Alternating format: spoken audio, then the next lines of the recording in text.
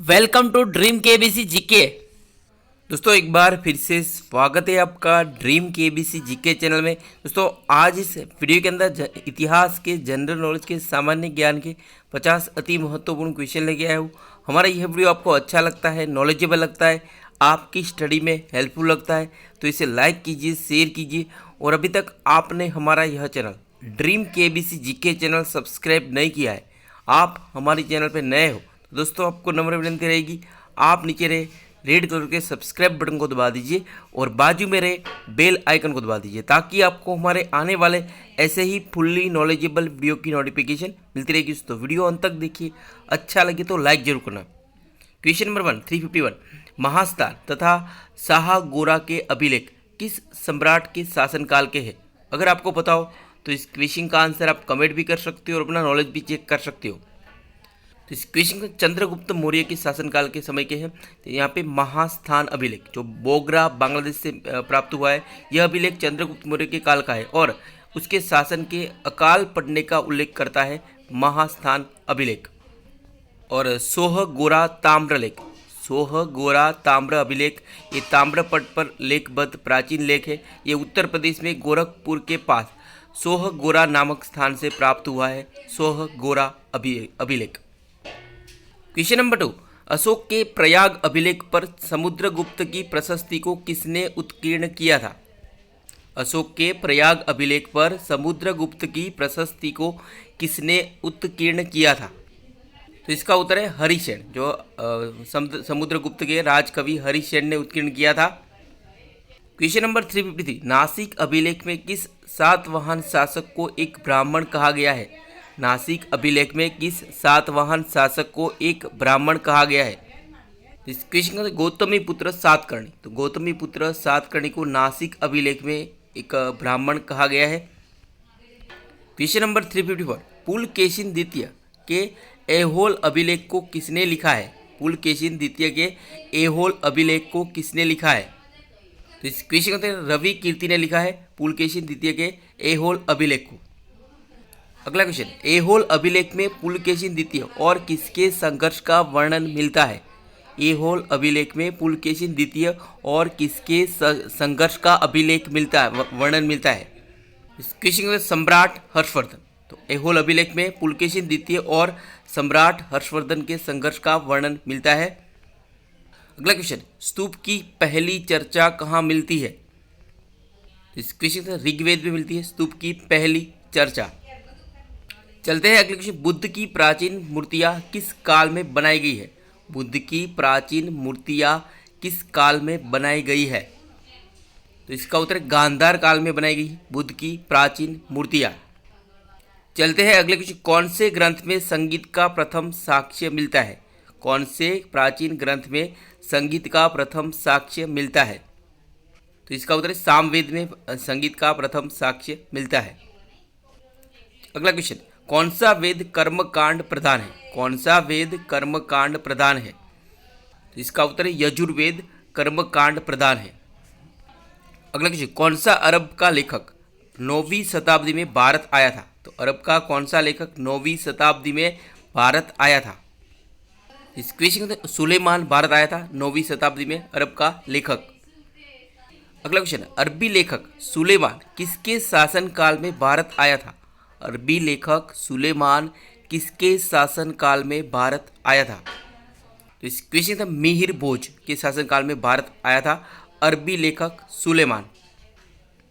अगला क्वेश्चन, अरब के लेखक अल मसूदी ने भारत में किस शासकों के साम्राज्यवादी विस्तार का विवरण किया है? अरब के लेखक अल मसूदी ने भारत में किस शासकों के साम्राज्यवादी विस्तार का विवरण किया है? इस क्वेश्चन का उत्तर राष्ट्रकूट शासकों के साम्राज्यवादी विस्तार का विवरण किया है अरब के लेखक अल मसूदी ने। चलते हैं अगले क्वेश्चन, महमूद गजनवी का समकालीन अल बरूनी का वास्तविक नाम क्या था? महमूद गजनवी का समकालीन अल बरूनी का वास्तविक नाम क्या था? इस क्वेश्चन का उत्तर अब्बू रिहान, अब्बू रिहान था महमूद गजनवी के साथ आया था अल बरूनी का वास्तविक नाम। अगला क्वेश्चन, अरब का लेखक अल मसूदी किस शासक के शासनकाल में भारत आया था? अल मसूदी किस के शासनकाल में भारत आया था? इस क्वेश्चन का मतलब महिपाल के शासनकाल में भारत आया था अल मसूदी। चलते हैं अगले क्वेश्चन। प्रागैतिहासिक पुरातत्व का जनक किसे कहा गया है? प्रागैतिहासिक पुरातत्व का जनक किसे कहा गया है? तो इसका उत्तर ए कनिंघम। तो ए कनिंघम को प्रागैतिहासिक पुरातत्व का जनक कहा गया है। अगला क्वेश्चन। प्राचीन नवपाषाण कालीन स्थल मेहरगढ़ वर्तमान में कहाँ है? प्राचीन नवपाषाण कालीन स्थल मेहरगढ़ वर्तमान में कहाँ है? तो इस क्वेश्चन तो पाकिस्तान के बलूचिस्तान प्रांत में है मेहरगढ़। अगला क्वेश्चन। हड़प्पा सभ्यता के प्रमुख स्थल लोथल के उत्खननकर्ता कौन है? हड़प्पा सभ्यता के प्रमुख स्थल लोथल के उत्खननकर्ता कौन है? इस क्वेश्चन का रंगनाथ राव है। हड़प्पा सभ्यता के प्रमुख स्थल लोथल के उत्खननकर्ता रंगनाथ राव है। अगला क्वेश्चन। हड़प्पा सभ्यता के स्थल मोहनजोदड़ो का उत्खननकर्ता कौन थे? हड़प्पा सभ्यता के प्रमुख स्थल मोहनजोदड़ो के उत्खननकर्ता कौन थे?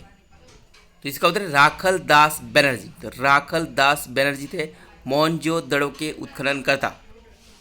अगला क्वेश्चन। आर्य भारत आकर किस स्थान से थे उसे कहा गया है? तो आर्य भारत आकर जिस स्थान रुके थे उसे क्या कहा गया था? जिस स्थान रहे थे उसे क्या कहा गया जाता है? तो इसका सप्त सैंधव प्रदेश कहा गया है। आर्य भारत आकर जिस स्थान पर रुके थे वह उसको। अगला क्वेश्चन। ऋग्वेद में सरस्वती के प्रवाह क्षेत्र को क्या कहा गया है? ऋग्वेद में सरस्वती के प्रवाह क्षेत्र को क्या कहा गया है? इस क्वेश्चन का देवकृत योनि कहा गया है ऋग्वेद में सरस्वती के प्रवाह, और ऋग्वेद में सरस्वती नदी को पवित्र नदी कहा गया है। अगला क्वेश्चन। किस साहित्य को वाजसनेमी साहित्य संहिता भी कहा जाता है? इसका उत्तर शुक्ल यजुर्वेद को वाजसनेमी संहिता भी कहा जाता है। अगला क्वेश्चन। यजुर्वेद में कितने मंडल और रुचाएं हैं? यजुर्वेद में कितने मंडल और रुचाएं है? इसका उत्तर 40 मंडल और 2000 रुचाएं है यजुर्वेद में।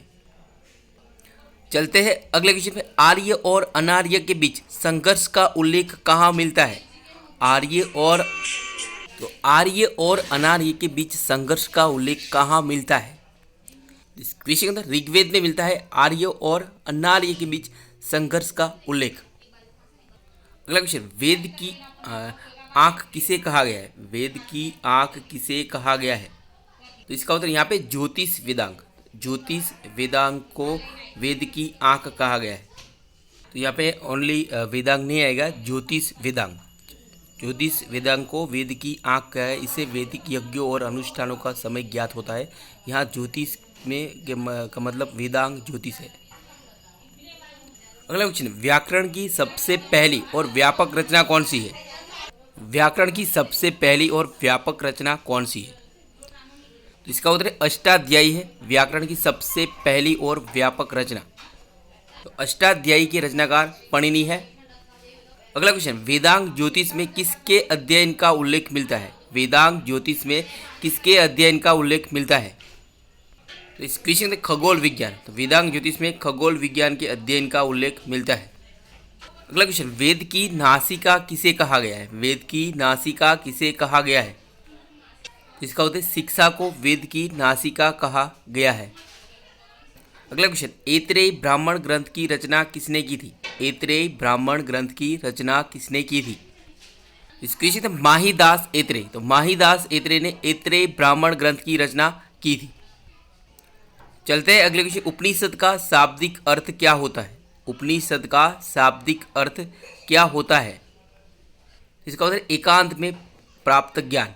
एकांत में प्राप्त ज्ञान उपनिषद का शाब्दिक अर्थ होता है। चलते हैं अगले क्वेश्चन पे। उपनिषदों की संख्या कितनी है? उपनिषदों की संख्या कितनी है? इसका उत्तर है 108 है उपनिषदों की संख्या। अगला क्वेश्चन। सबसे प्राचीन पुराण कौन सा है? पुराणों की संख्या 18 है। सबसे प्राचीन पुराण कौन सा है?